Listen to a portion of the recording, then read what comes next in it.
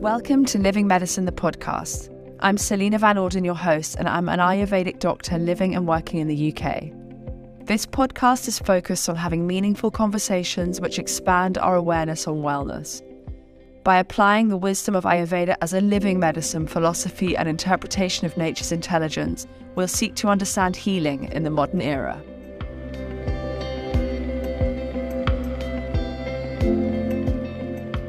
Hello and welcome to Living Medicine. I am delighted to be here today with Dr. Bryan Ardis, who is a retired chiropractor, certified acupuncturist and nutritionist.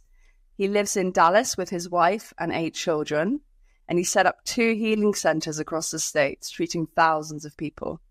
He is a tireless researcher seeking to weed out deception in health and medicine and provide truth and healing where institutional medicinal systems fall short. Welcome, Dr. Bryan Ardis. Lovely to have you here. Well, I'm so excited to be here, and I hope your audiences are just as thrilled as I am to spend time with you. Amazing. So today I really want to talk to you particularly about salt. There's a lot of chat at the moment across social media about salt, and it's as if the narrative feels like it's really changing right now. And I've read some very interesting stuff that you've said on salt, so I really want to get into that.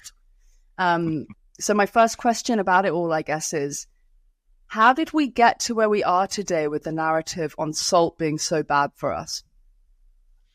Yeah, I think the number one thing I want people to recognize is about 4 years ago, I decided, you know what, I'm just going to let the whole world know every single lie I can think of in medicine. And the number one lie I actually talked about and produced my very first organic show on for the Dr. Ardis show was salt is bad for you, was the number one lie medical doctors tell you. I mean, that's number one. Now, the reason why this has been so profound in our belief systems now, truly, I mean, if you ask anybody, is salt good or bad for you? Everybody will say bad for you. And the thing is, they've all been told by media, by their medical professionals, by every health authority on the earth, that salt is bad for you. And if you eat more salt than you should, then you're going to develop strokes. It's a risk factor for heart attacks. You're going to increase your blood pressure, which of course makes all those disease factors all more real and possible. So you have had a pummeling and a repeated lie over and over and over by everybody in unison. The pharmaceutical industry, the medical journals and scientific journals, your medical doctors, all newscasts, radio announcements, everybody, magazines, they're constantly pummeling you. And then you get to processed foods. They even have ribbons across cereals that say low sodium food. They want you to believe that saltless food is better for you than consuming salt. And this has been no different than the propaganda that Dr. Joseph Goebbels in Nazi Germany said. He said, as the father of propaganda, he says, and I quote, "Tell a lie loud enough and repeat it often, and people will start to believe it." Well, they've been repeating the lie that salt is bad for you for decades. In fact, my entire life and probably your entire life. So as we hear this lie repeated, we often gravitate to believe it. And so what it takes is individuals with an open mind to actually ask the question, is the statement being made in the real world, is it true or not? Is it true or is it false? Am I being lied to or is this true?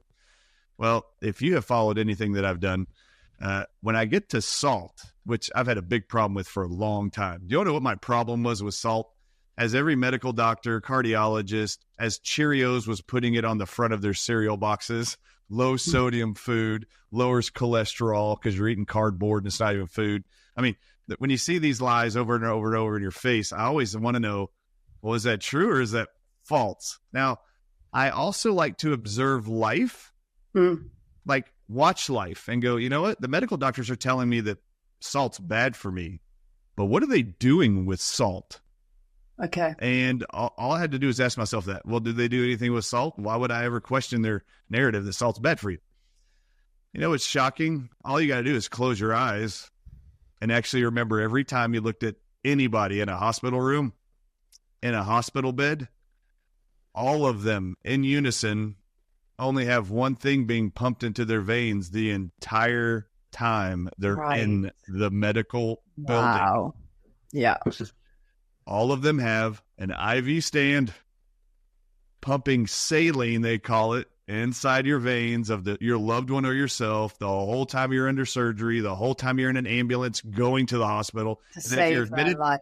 Yeah. Every day that you're in there, they are pumping saline inside your body. And then I'll ask you, what is saline? What is it? Salt. It is salt water. All right. So the moment you're let's just say you have a heart attack, I'm telling you, they say nonstop that salt's bad for you, and salt increases your risk to develop high blood pressure, which then will become a risk factor for strokes and heart attacks. But okay, so can I stop you quickly? Why? Sure. Okay, well, just pause you because this is way too interesting, all of this. Okay, so why in the first place have we been pummeled with this information? Now, we have very different medical systems in our two countries, seemingly, in the US and the UK. Sure. But this propaganda, as you call it, has been widespread worldwide, right? So what is at the root of that? Yeah, so you ready to know what it is? If you know, what's the root of that? In 2016, this is all you need to know, actually.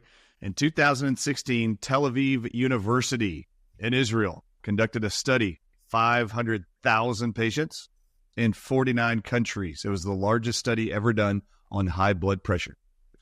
And they found 49 countries, 500,000 people, that the individuals who consumed the most salt every single day had the best blood pressure readings and the most normal blood pressure readings. And all the individuals who consumed 3 times the amount the FDA tells you should consume salt every day, every person around the world that consumed 3 times that amount had better blood pressure readings than anybody who took the FDA readings. Now, they publish in the Lancet in the UK where you are. The Lancet is a medical journal. They publish the results of the study that the more salt someone consumes, the better their blood pressure is and the lower their risk factors for stroke and heart attack become. When you just asked me why and who benefits from this lie, why would they tell us this lie? Did you see that when that was published by the Lancet, did you see who threatened the Lancet with pulling their funding if they publish that study and don't retract it? No. The American Heart Association threatened the Lancet and told them, you publish that study, we're going to pull all of your funding. You have to retract that study. All right, so the next question for you is, why would the American Heart Association be angry at a medical journal for publishing a study, largest one ever done in history, proving that salt intake, the more salt you eat, the lower your risk factor for high blood pressure, strokes, and heart attacks is? Why is that a threat to the American Heart Association? Which, by the way, is the highest revenuing medical association in the whole world. What? Why would the American Heart Association threaten the actual medical journal with their publishing of that study if they don't retract it? What's the threat to the American Heart Association if that truth was to get out? Tell me. The American Heart Association's 90% of all their funding comes from the pharmaceutical industry, the drug makers of high blood pressure drugs and stroke drugs and heart attack drugs. So if the majority of their funding comes to them from high blood pressure drug manufacturers like Merck, Pfizer, and others, of course they're going to see this journal as a threat and this article as a threat, because if people started eating more salt in their diet and they read that study and medical doctors got a hold of that information and that truth, they would start telling their patients to eat more salt. Well, does Pfizer own salt companies? Not that I'm aware of.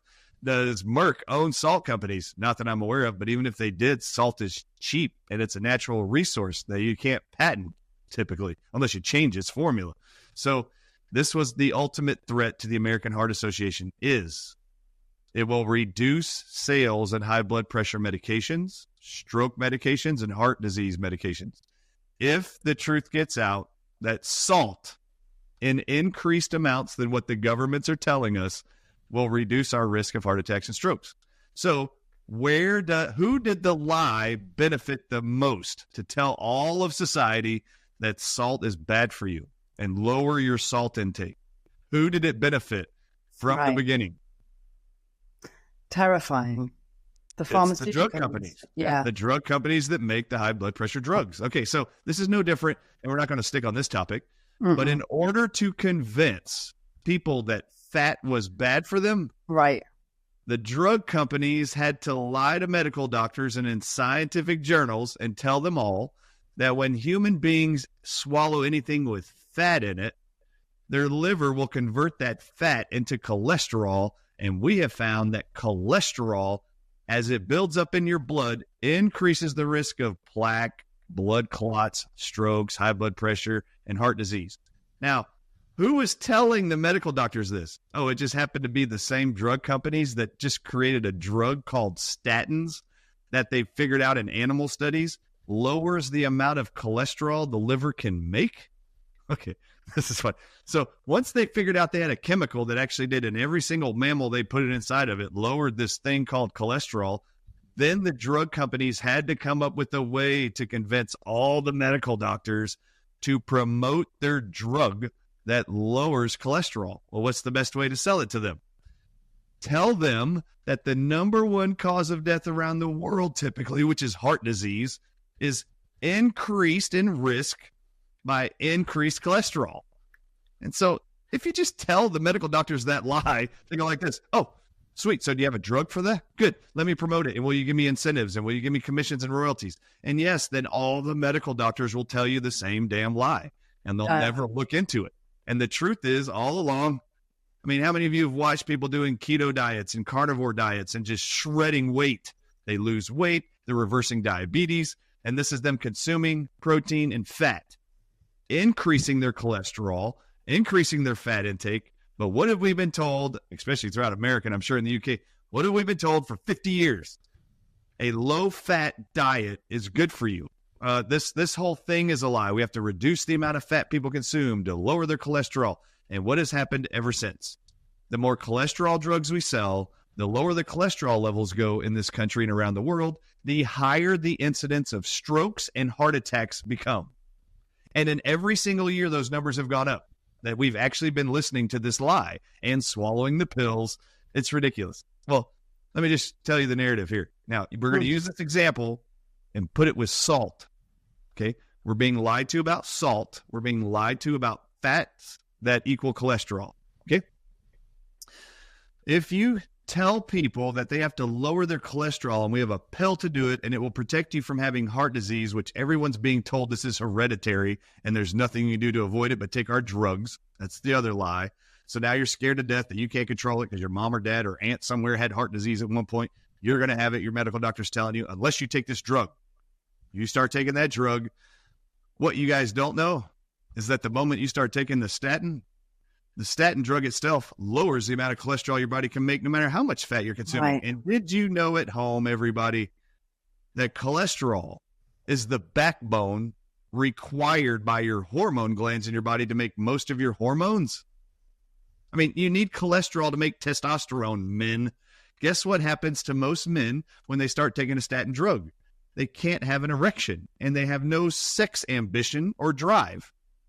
Well, where did that go? I mean, 6 months later, you're going to go to your medical doctor and tell them, look, doc, I'm glad my cholesterol numbers are better, but I just have no interest in sleeping with my wife. I can't even get it up. And guess what the MD says? Oh, that's okay. You're in your 40s. This is normal for your age. It's called erectile dysfunction. Here is a little blue pill to help you with that. When in fact, the cholesterol drug you started 6 months ago doesn't allow your body to now make testosterone because you need cholesterol to make testosterone. And testosterone drives sex drive. It also increases blood flow. So now you can have an erection. So because they lied to you initially and said fat is bad for you, causes cholesterol to go up, which will cause you to have heart disease and increase your risk of that, take this pill. You take that pill. Now you lower your amount of cholesterol. All the side effects after that are this.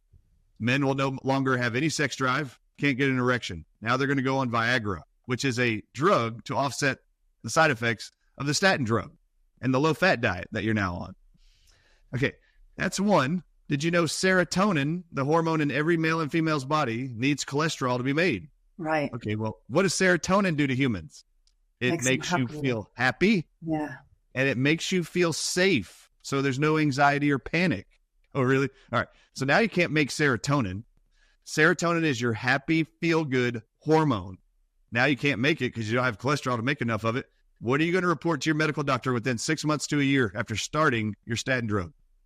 Right. You're going to tell them you're depressed, you're anxious, and guess what your MD's going to tell you? That's okay. This is normal. A lot of people experience this. A lot of people in my practice have this after 6 months of coming in here and getting their cholesterol checked. We put them on this drug, and now you can actually have another drug to offset the side effects of the cholesterol drug and the low-fat diet. And they can sell you more antidepressants than any other drug on the planet, and that is exactly what's happening and has been for the last 40, 50 years. So antidepressants are still the number one most prescribed drugs on the planet next to cholesterol drugs. All right, well, can't you see how that fits in? All right, so what happens when you tell the world to stop eating so much salt? Well, let me explain this to you. Your kidneys take all of your blood and they filter it into urine and they excrete all whatever it is that you don't need in the body. It removes all the excess water out of your body and cleanses the body, okay? Your kidneys have cells inside of them to convert uric acid into urine and filter out your blood so you can urinate. Your kidneys can't even filter anything in your blood without these pumps doing their job, and these pumps are called sodium potassium pumps. Yeah. What is sodium? Salt. Okay, so these are called salt potassium pumps. Okay, Yeah. Well, your kidneys require salt to even work. Okay, so if you deprive the kidneys of salt, guess what happens to your kidney function? Do the pumps get better or worse? What do you think? They get worse. They get worse and they slow down. What happens when your body starts retaining water because your kidneys no longer can filter out urine out of your body? Do you retain water or lose more water? You retain more water. You retain it. Will the added water in your body put pressure on your blood vessels and on your heart or reduce it? Yeah, pressure. It increases it. Increased water, increased pressure. If you increase pressure, what's going to happen to your blood pressure? Yeah, increase. It goes up. Now, you're not eating salt and your blood pressure is going up. If you tell the whole society to restrict from the time you're born how much salt you consume, all of you, because you're mammals and designed the same way and all have salt potassium pumps in your kidneys, you all over time will produce high blood pressure. And guess what you've created? A whole society of people that are going to go into their medical doctor's clinic with dizziness, headaches, fatigue, and your medical doctor's got to take your blood pressure and go, oh, your blood pressure's high. We got to actually give you a high blood pressure drug. And make sure you don't eat salt, Mary. You got to lower your salt even from where it is now. And I'm like, you guys are crazy. And this is true. The FDA in America says the maximum amount of salt every day that an American should consume is 2,300 milligrams a day in every 2,400 hours or 24 hours. What does the American Heart Association say? That's in the same country. It says we do not agree with the FDA's salt amount. They believe it should be 1,100 milligrams a day. That's less than half of what the FDA says. Right. Okay. How come they don't agree? That's really funny. The Tel Aviv University study in 2016, they published the lowest amount of salt a day that keeps your blood pressure normal, they found in their study of 500,000 people in 49 countries. The lowest daily intake that led to the most perfect blood pressure readings is 6,000 milligrams. Okay. Wow. It's 6,000 to 9,000. They even said as you get to 9,000 milligrams, the results of blood pressure were better. Okay, now this is important. I know that sounds crazy, but what amount of salt is in every saline fluid bag in a hospital? Can we go back to this? Can you paint the picture again of the IV drip? Because we've got these two pictures now of the medical system where actually every day this is being used. Every patient, as you say, no matter what their situation or how critical their support is needed, whatever it is, they're put on an IV drip. Yeah, my mother-in-law is 93 years old. A year ago, she goes into the hospital after falling in the assisted living quarters. She goes in the hospital at midnight, taken there by ambulance. Young lady, her blood pressure was 280 over 180. Oh, my goodness. And this happened within 24 hours of her flu shot last year. Okay, within 24 hours, she falls, busts her head, has high blood pressure, and is in the hospital right after the flu shot was given to her last year. even though we told her not to. Everybody in the assisted living place was doing it. Peer pressure even exists in the 90-year-old community. She's in the hospital now at midnight. I get there. There's no MD even doing the rounds. There's somewhere else in the hospital. There's no one coming. It's an hour before anybody gets in this little area that we're waiting in the emergency room. When they take her by ambulance, put her right into this little room in the ER center, the very first thing they do, a nurse walks in, hooks up an IV saline bag, and then injects it into her veins and immediately does what's called a push. So they take the clamp off the tube that restricts how fast the water goes into her body. Okay, I need to set the stage for you. She has blood pressure at 280 over 180. So severe, the ambulance has been called to take her to an emergency room, and the first thing they do before a doctor even enters the room to evaluate her, they send a nurse in there. The instruction is, nurse the station, get in there and give her an IV bag push. Now, the push means do it now and do it quick. All right, so they go in there, take the clamp off that restricts how fast the salt water goes into her body. They took that off. Okay, listen to me, people. The FDA says no more than 2,300 milligrams a day of salt. If you eat more than that, you're going to develop high blood pressure. Risk factors for strokes and heart attacks go up. Okay? If you do more than 2,300 milligrams. The American Heart Association says, no, FDA, it's actually less than that. No one should eat more than 1,100 milligrams of salt a day. Listen, the bag they pushed in 20 minutes into my mother-in-law's veins, who had 280 over 180 blood pressure, stroke level blood pressure. Every bag of salt water, called saline or IV fluids, has 9,000 milligrams of salt in it. That is that's 9 times what the American Heart Association says. It is 4 times what the FDA says. So I just want you to know, they do this to her. I cannot believe this. I'm watching this. This is last year. I'm watching it after I've already done these shows for years. I was watching this and I was like, this is like the most dumb thing ever. She comes walking out of the room and I'm standing by the door. Dr. Ardis is standing by the door. This little nurse comes walking by in her 20s and I went like this. You ever find it ironic that in your training in nursing school, they taught you that salt's bad for you and increases your risk for high blood pressure and strokes? And they bring this old lady in here who is at a stroke level blood pressure. And the first thing you did was just shove 9,000 milligrams of salt into her bloodstream before a doctor even comes in. I said, what's the irony to you? And the nurse looks at me and goes like this. You know what, doc? They actually don't call it salt water, nor do they reference salt when they talk about fluids. They only call it fluids. And she looks at me and says, every time they ask me to do this, I'm always wondering, why would you give this individual so much salt? Even though that's not what the medical doctors, and that's not what the hospital calls it. They just say, make sure the patient gets fluids. The issue is that fluid has 9,000 milligrams of salt. Now, this is interesting. The medical profession knows salt's bad for you. They tell you it's bad for you. But right when you need them, whether in an ambulance, I'm talking about you right now, in the UK, if you in Somerset had a heart attack and an ambulance came to pick you up, before you get to the hospital, you will have an IV drip of salt water going into your veins. Yeah. Before you even get there. Before a doctor walks in the room, does an EKG or ECG or any other testing on you, they're going to give you salt without question. They know you need salt. Now, why do they know you need salt? Why do they know we need it? Yeah. Because they know everybody on earth is eating less salt than they need. They have actually created an entire culture globally of people, in industrialized nations anyway, to believe the less amount of salt, the better your health outcomes. They know they have pummeled us with propaganda in elementary schools, in our nurses' stations in those schools. They know that your medical doctors, billboards, advertising, everybody, celebrities have told you salt's bad for you. Okay?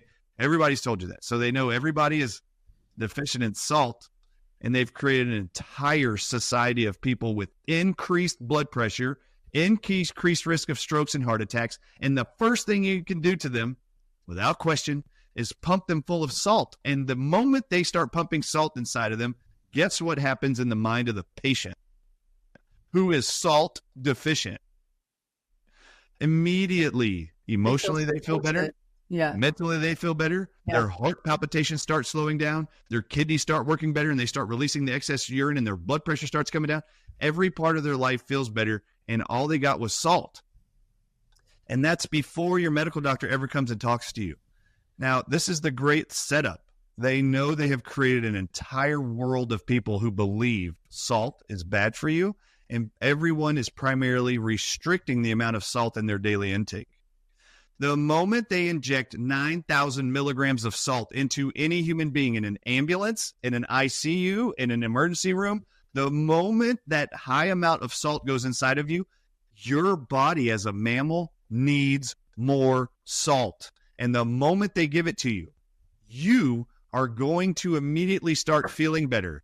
And the illusion that the medical doctor helped you feel better in this medical building, in this medical mobile unit called an ambulance, you start thinking to yourself, thank God I called 911, or I called the medical doctor. I went to the ER. Thank God for the medical institution. They made me feel better right away. This is before the medical doctor even walks in.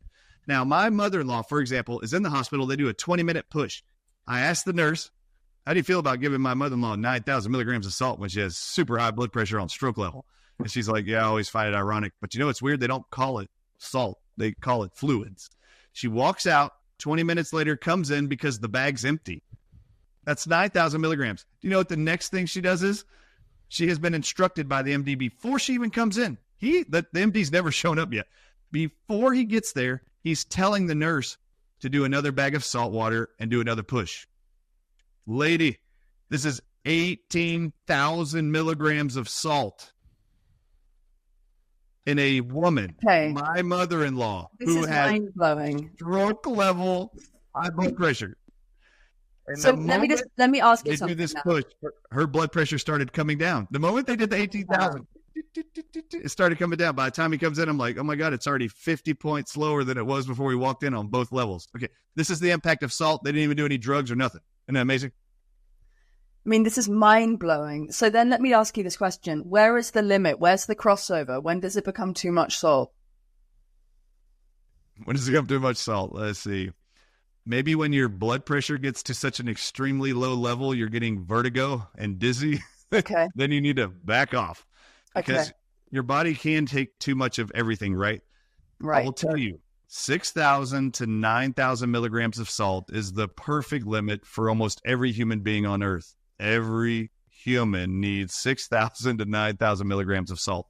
In an emergency situation like a stroke level high blood pressure, like in the hospital scenario I just gave you, they can increase that amount, but only for a short time. They only did that once. They did that before the doctor even got in there, and it started bringing her blood pressure back down, and that started to work.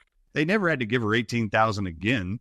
If I could get her to listen and trust me over the MDs, which she doesn't, if I could get her to trust me, even with these discussions in front of her, she still believes the MDs, which is quite funny, that the salt is bad for you. They just happen to be using water and her thoughts or processes or fluids to help her. Yeah. I don't know what she thinks, how this helped. But we're talking about and explaining it to her the whole time. Just recognize the medical profession that continues to tell you worldwide that salt is bad for you uses the same thing they're telling you is bad for you as their first treatment in every scenario you're going to find yourself in. If you in Somerset had a heart attack right now, call 911. They're going to come to your house, pick you up, and start injecting 9,000 milligrams of salt inside of you immediately. They're not even going to talk to anybody. They know you need salt. Why does the medical profession know you need salt? Because they've been lying to you the whole time that salt's bad for you, and they know it. They know they've been lying to you. They know they've got the entire food industry and medical doctor industry convinced in the lie. And they're all telling the same lie. Okay. So what we're interested in, right, is taking it back into our hands, our health, taking responsibility for our health as individuals. That's what I'm interested in Ayurveda as well. And so what do we now do with this knowledge? How do we use salt in our life? Yeah, it's great. So the very first thing is we all have to do is come to terms with reality. And the truth is, nothing is more powerful than our own belief systems. This is why it is it is so well known that propaganda and repeated lies are so powerful. Because if you can get an individual to believe a narrative, oh my goodness, have you not heard of the placebo effect or the nocebo effect? It is absolutely proven. You can get people to believe, even if you didn't do surgery on them, that you did surgery on them. You just put them on anesthesia, wake them up, tell them you did the surgery, but you never did. And these people go off and behave like they actually had the surgery. And they actually don't. They go through rehab, skip rehab, and they're all well. But they never actually had surgery. This is the power of the belief system of the mind. Yeah. So the very first thing we need to do is give people information to increase their confidence in their own belief systems or values that are crossing their mind every day. So as they listen to this podcast and I tell you that salt was confirmed worldwide, that the more salt you consume, the better your blood pressure and lower your risk factors for heart attacks and diseases are. The very first thing you should want to do, I would hope, is actually check and see if what I'm saying is true. All you got to do is go look up 2016 on any internet search engine, type in 2016 Tel Aviv salt study or sodium study, and Lancet, maybe throw it in there. The study's going to pop right up, and go read it. And then you can read on the top of the actual research paper where the American Heart Association threatened them. The Lancet made sure to include it and put that paragraph at the very top of the study. The American Heart Association threatened us to retract this study, and if we didn't, our funding would be threatened, blah, blah, blah. They put that all on there. And then they put retracted across the top because they were threatened. But the entire study is still sitting there. Just go read it. And as you actually build more confidence through knowledge, just go study this stuff. And then think to yourself, the medical profession that is telling you salt's bad for you in every scenario. Put yourself in every scenario in a hospital ever. And then remember walking down the hospital hallway, looking in every room that has an open door. You're going to see a patient in a bed, and you're going to see an IV stand right next to them. 100% of all the patients. What are they pumping into every sick person on the planet that they are telling you in the media is bad for you? Every person, the entire day they're in there, is being pumped full of salt. Right. The whole time. It's not like for an hour. No, it's all 24 hours. They're being pumped full of salt the whole time. The one thing they're telling you is bad for you. It's not bad for you. Use logic, use common sense and rationale.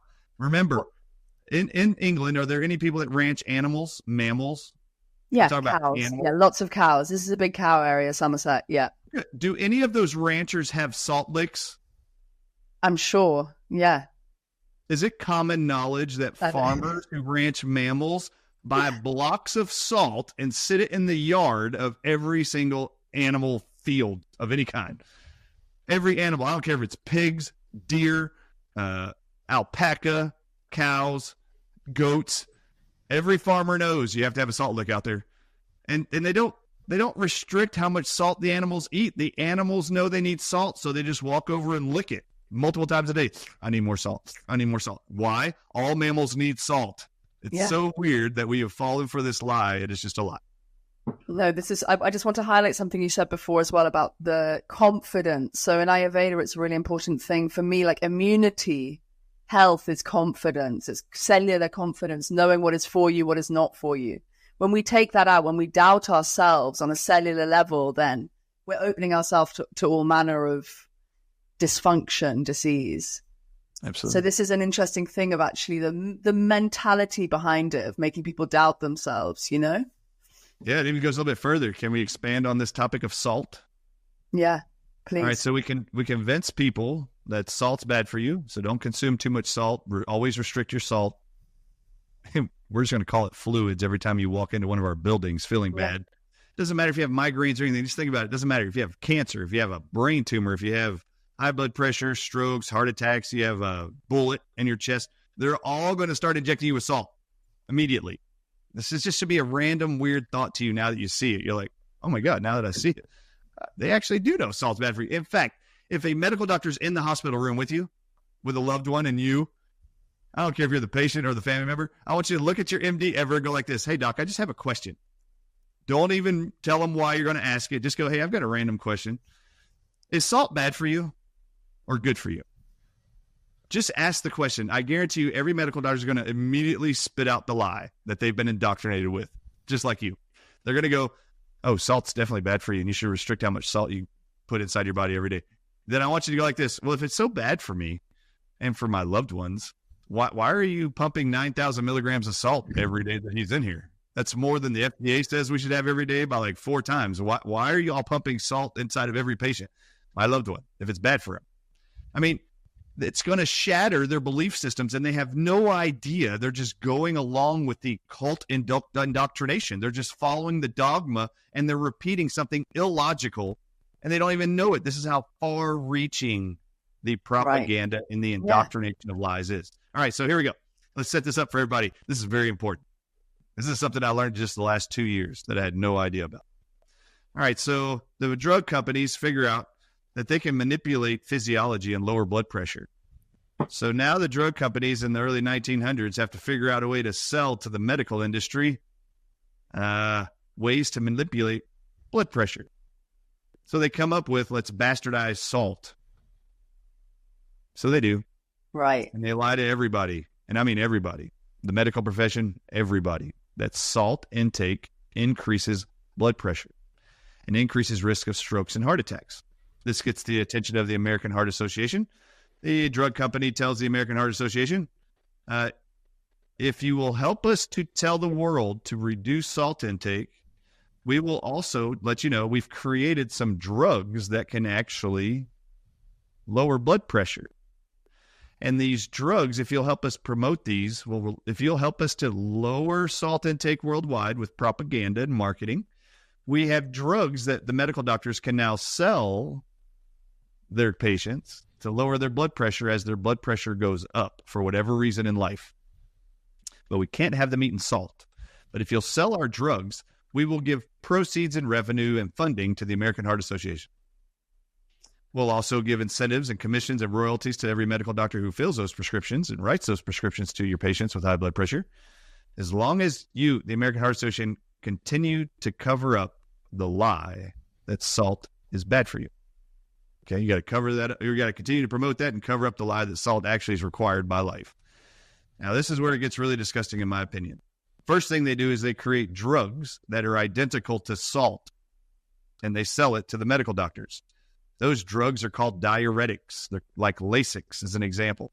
These are actually patented salt, and they're just putting them in little orange pill bottles, and medical doctors are now selling you a form of salt because they don't want you eating salt because they figured out a way to patent salt. They call it Lasix. They call it a diuretic drug.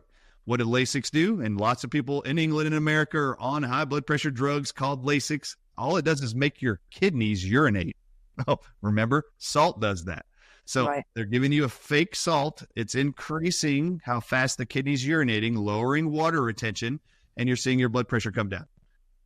But not forever. Eventually, your kidneys are going to shut down from the drug because it's not a natural substance, and you have to continue increasing the Lasix. You don't have to do it with salt because that's a natural substance.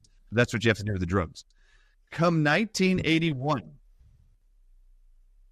drug companies start telling medical doctors they have a new blood pressure drug called ACE inhibitors. The first drug is introduced. It's called Captopril, Captopril. And they start telling the American Heart Association and every medical doctor on earth treating high blood pressure that there's a new drug called Captopril that can lower blood pressure. And it actually binds to your blood vessels, relaxes them to lower blood pressure. So now we've convinced people for decades at this point in 1981 to reduce salt intake and use Lasix, which is patented salt, and it's a drug. Okay, great. You got a whole bunch of people doing that. Now the medical profession and the pharmaceutical drug companies tell the medical profession, we've got a new drug that is called Captopril. That's an ACE inhibitor. Now, every drug that ends with pril, P-R-I-L, are all ACE inhibitors made from the same thing. Do you know what it's made from? What is it made from? Every ACE inhibitor drug that ends with the abbreviation pril, lisinopril, enalapril, Captopril, since 1981, all of them are actually made from their little dry pills that you swallow that's made from venom from a snake in Brazil called the Girocus viper. All right, now this is crazy. This is crazy. You're all swallowing snake venom every day to lower your blood pressure. The actual venom component is called a neurotoxin. It binds to nerves that control muscle. and all your blood vessels are muscle. So now they've convinced you not to eat salt. Now they've convinced you to swallow their salt they prescribe to you, called Lasix. Then they introduce high blood pressure drugs made from snake venom. This is my problem. Not only does reducing salt in that narrative increase high blood pressure and heart attacks and stroke victims in America and support the entire heart disease industry, all of it, the medical industry, then you sell Lasix that causes over time kidney failure. They know it does that. And now you feed an entire dialysis industry worldwide. Then you introduce venom-based drugs called lisinopril, captopril, and enalapril, ACE inhibitor drugs. All of them are made from venom. Now, my problem with these venom drugs are 1956, two doctors, one named Rita and one named Stanley Cohen, discover in 1956 if you put any snake venom in a mammal's body from a snake, it will cause cancer in every tissue of the human body. And they called it an invisible side effect of venom in 1956. And they call it epidermal growth factor. That's what they called it in 1961.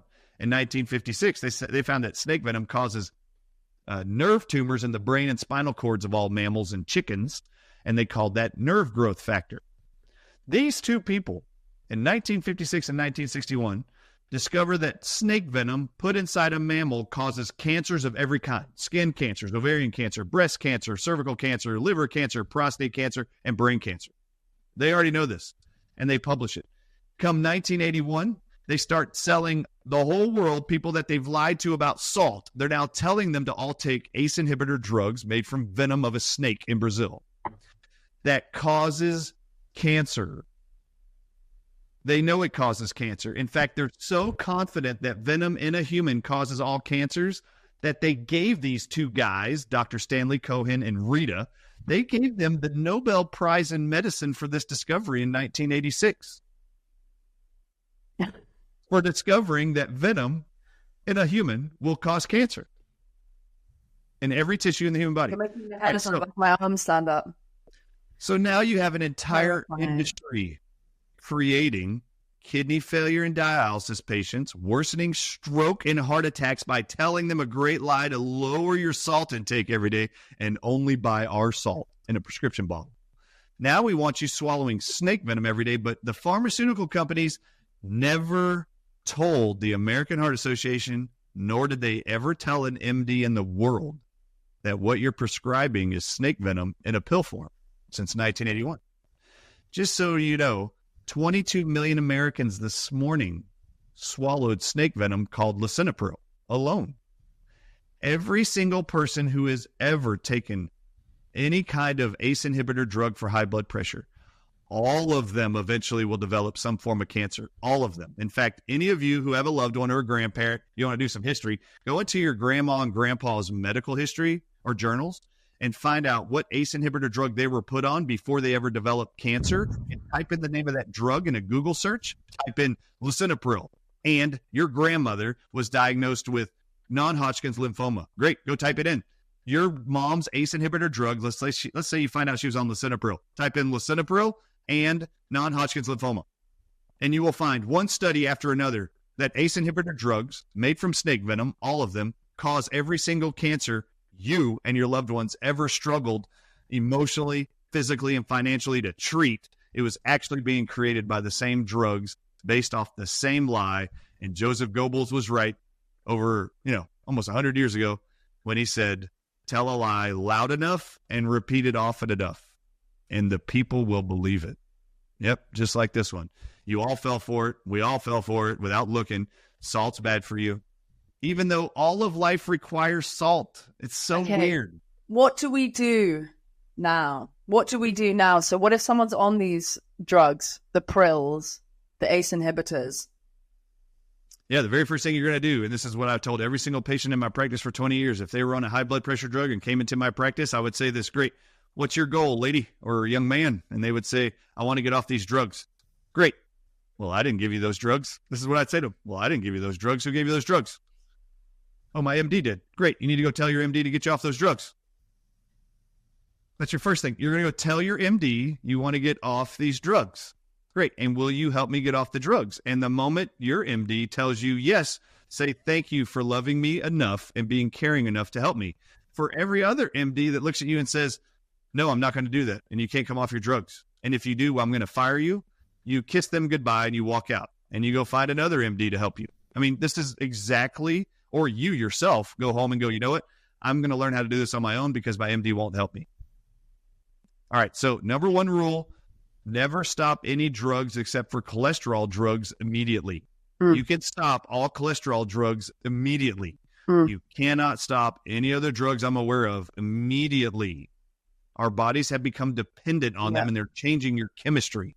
So you have to just come off of them slowly. What's the best way in general to do it? Cut your dose in half you're doing today and do that for 2 weeks. And then take that drug at 2 weeks. And if you still feel fine and stable, great. Cut it in half after that, the dose you're taking. Keep cutting it in half by every 2 weeks, and you can slowly titrate and get your physiology of your body ready to be normal without the drugs interference. So you can do it slowly on your own. You can find herbalists, chiropractors, acupuncturists, Ayurvedic medicines, holistic practitioners to help guide you and coach you through that process. But no, they are not responsible for the interactions of the drugs and your withdrawals. If you have decided to come off that drug and you want to, which everybody should, if that's something you now decide you want to do to lower your risk factor for high blood pressure, strokes, heart attacks, death, and cancer, this is a great idea. Come off the poisons. But if your medical professionals aren't willing to help you, there are people willing to help you. We'll oversee you, guide you, help you, coach you, but you have to do it very slow. And people, you need to start recognizing that you yourself know more about how your body's behaving and how it feels than any professional on earth. No one knows you better than you. They don't want you to know that. But if you start, for example, cutting down your blood pressure drug by half, and let's just say you take a half a dose every single day, you've got lisinopril, and you're like, you know what, I want to get off this thing. I'm going to start increasing my salt intake up to, I'm not doing any salt right now, so I'm going to do 3,000 milligrams a day for this first 2 weeks. I'm going to cut my lisinopril in half. Great, do that. And then do that for 2 weeks. If you see by day 3 that, oh my God, your blood pressure's coming down, your energy is up, you're feeling great, good, just keep going. And as long as you're feeling better, just keep staying on the same dosage. If by day 3, you're having an extreme migraine headache and you've never had migraines before, this could be a withdrawal side effect that would tell you you're coming off of it too fast. So instead of doing a half the next day, you're going to do 3/4 and see if you feel better with 3/4 over several days, doing your 3,000 milligrams of salt or whatever amount you decide to increase to, and do that same amount every day for 2 weeks. The moment you can tell that your body's feeling pretty normal and pretty well and blood pressure's doing okay and I'm not having any headaches or spikes in energy or lack of energy, good. You did that for 2 weeks. Now let's see if your body can come down to the half of a dose you started 2 weeks earlier that you got a migraine from. And this time you do it and you don't get a migraine and you feel just fine for the next 2 weeks. Oh my God, you did it slow enough. And you can do this on your own. So this is also building confidence. It's building confidence and building sovereignty. Understanding yourself. This is Ayurveda too. So can we flip very quickly back to salt? It's so fascinating, all of this. So in terms of salt intake, do you think there are different qualities of salt that need to be taken? Absolutely. Is there a difference? Yep, absolutely. So I absolutely prefer all things natural that came from the earth, personally. So you've got Himalayan sea salts, you've got Celtic salts. You are very knowledgeable in salts and different forms of salts, how to produce different formulations of salt, increasing sulfur contents of salts. I'm aware of. It's been very helpful and very cool to watch. So yes, there are various kinds of salts. Now, I want to talk about salt real quick too, in the fact that salt, table salt, used to be iodized salt. Right. Meaning they used to take salt crystals they would mine and then wrap it in iodine. Well, about 20 years ago, now you have to understand this was actually a double-edged sword when they did this. When they came out and said, we're no longer going to actually take, we think Morton even said this, Morton Salt said, you know what? Sea salt's better than iodized salt. They even said this, and they said, we're going to now take out iodine of a lot of our table salt, and we're going to give you sea salt. Sea salt's better for you. You have to understand, there was a lie behind this marketing campaign. Do you know what the lie was? When they took out iodine, it wasn't because they thought sea salt was better for you. What benefit to the pharmaceutical industry would there be if you took iodine out of everybody's salt they're taking every day? Mm. You have to understand, the pharmaceutical industry 100% needs you to buy their drugs. So everything they tell you is a flat out lie. You just have to go study the lie. In fact, if you take iodine out of salt and then tell everybody to eat salt that doesn't have iodine, and we're going to call it Celtic salt, sea salt, and this is better for you. I'm not kidding. Everybody's like, oh, sweet. Okay, good. Let's go to sea salt. That sounds more natural. The world wants more natural products. This is great. Good. No. They just totally set up the whole world that eats table salt to develop a new disease because they took out iodine. Thyroid, right? They now have created an entire society of more people to develop hypothyroidism, where their thyroid now is no longer functioning. And when that happens and everybody's not getting iodine anymore and they can't make enough thyroid hormone anymore, chronic fatigue, infertility, menopausal symptoms, cramps, menstrual problems, all that's going to become exacerbated. When you go to your medical doctor and you tell them, I'm having severe hot flashes and I can't control my weight anymore. I'm just putting on weight and I'm depressed. What's your MD going to tell you when they run your blood work? Oh, Barry, you have low thyroid hormones. And what's the next thing out of their mouth? Here you go. Here's your thyroid medication. You have a under-functioning thyroid. And the whole thing was a setup. The pharmaceutical industry convinced Morton Salt, hey, we need you to take that iodine out of there and start telling people that sea salt's better and it's all natural. Okay, great. And that helps the pharmaceutical industry sell you Nature Thyroid, Synthroid, Levothyroxine, every single thyroid replacement drug you can think of. So this is the lie. And it just continues to lie. But there are absolutely better salt sources than others. Those from nature, those from the ocean, those from glaciers and the mountains, you name it. Himalayan sea salt. You've got all kinds of great salts that are better for you. You just can't ignore the minerals. And I want to say this real quick. Do you remember in school, I'm sure in the UK, did you guys learn the periodic table of elements? Yeah. Okay. Do you remember what the periodic table of elements was? No, there it is. Do you remember learning what the periodic table of elements represents? Like, why was this ever gathered and put together? What does it represent? All the elements in the world. All the elements in the world that actually contribute to life on Earth. Yes.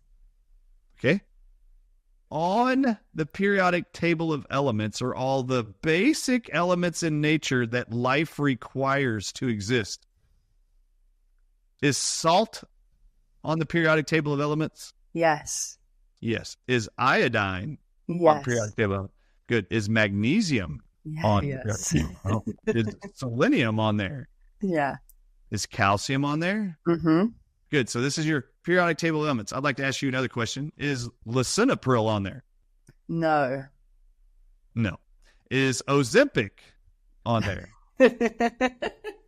No. Is aspirin on there? No.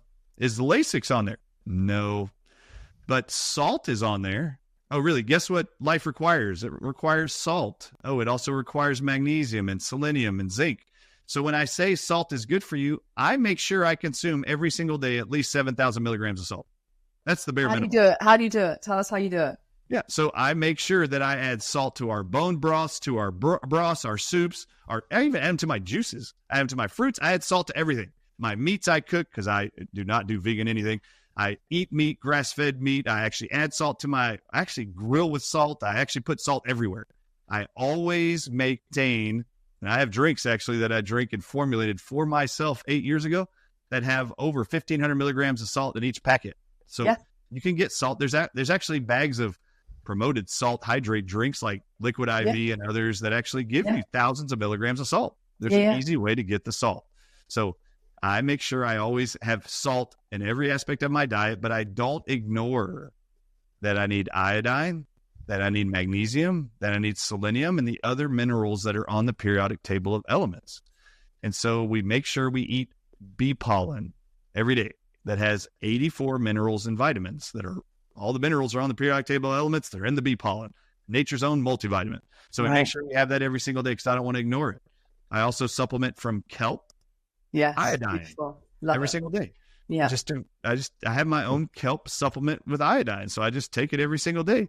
I have groups of minerals and herbs that I take every single day to try to keep and maintain a healthy life free of symptoms. The entire goal is to free you from symptoms and free you from the bondage and requirement of pharmaceutical drugs. Yes. If we can free you from that, I just think God's greatest gift he ever gave men was the ability to choose. You should have the right to choose nature over pharmaceuticals.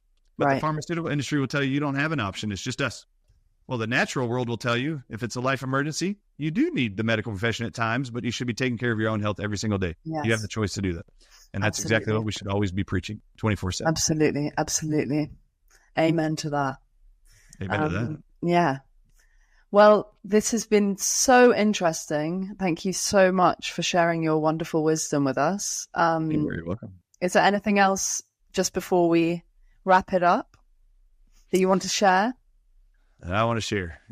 You should hang out with this chick in Somerset, UK. Oh, more, because she's got some great information and obviously has been studying for some time what is the reality of health and nature, and how does the body function as God intended it or created.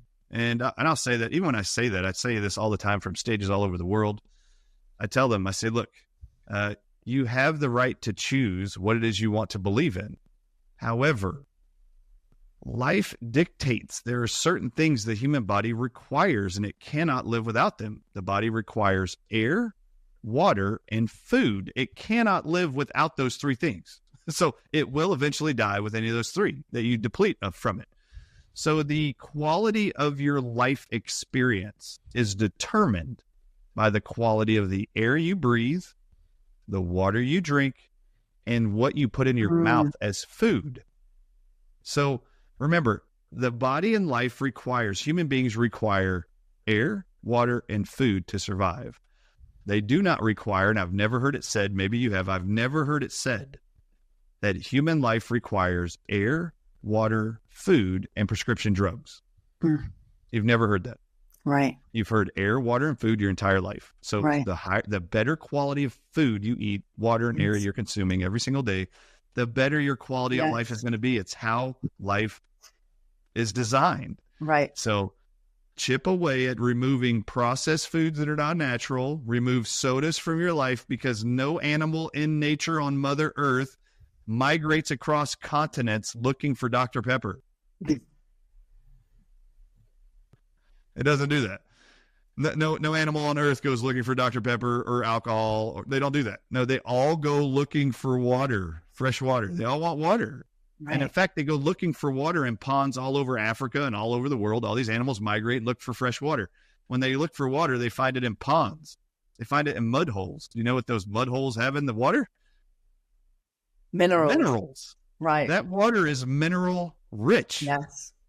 Why? What are minerals? Minerals are metals. Metals are found in the dirt. So if you put water in the dirt and you can't even see through that clear water, you ever wonder why an elephant walks over and sucks up mud-looking water and just swallows it down? Yeah, because they know in that dirty water is the salt they need, the calcium they need, the magnesium they need, the selenium they need, the zinc they need, and the water they need. So life knows how to feed itself. They have continued for eons, continuing to thrive and procreate on this earth. Human beings have been here for forever. Do you know how long pharmaceutical industry's been around? Only 140 years. How did life and human beings survive for millions of years or thousands of years, whatever you believe, before pharmacy showed up? Right. I love this. Yeah. You need to. I would always doubt what pharmacy and pharmakia tells you, what medical professionals tell you. Just question what they say and go do your own research. Right. And then I would plead with you to do what I do. Ask God, spend time in meditation and prayer, and ask him, is what the medical doctor or what Dr. Ardis said in this podcast, is it true? Yeah. For me. I agree. True for me. Yeah. And I absolutely 100% believe that all of you have a spirit God gave you, that he created you and the spirit that's inside of you. And he will touch moments of peace and inspiration to help guide you in this tumultuous mortality world we live in, full of deception and lies. Because I always put more faith in God's creation than science, and it has worked out. I have 5 kids, 4 adults. None of them have ever been vaccinated. They've been in universities, public schools, and have never gotten a vaccine ever. And none of them have a medical diagnosis of any kind. None are on a prescription drug. None have ever even been on an antibiotic. That's been the life of my family for 22 years. Amazing. Amazing. And yet all of my kids should have been dead, and you would have been told in the media they would have had measles by now, polio by now. They would have had hepatitis B by now. I mean, they would have told you all these things that they told you they needed to be vaccinated for. DTaP, MMR, all of that stuff. You would be told that my kids are more susceptible to all of those diseases. It's interesting. They don't even get cold or flu. This is another conversation, I think, because we could go very deep on this one. It's very Everybody needs more salt, and my kids get salt every day, and I make sure they do, and they're all very healthy. Amazing. Anyway, you've all been lied to. Unfortunately. Wonderful. Well, listen, it's been an absolute delight speaking with you, and thank you so much for sharing all this knowledge and wisdom and making us think and do our own research. This is the key.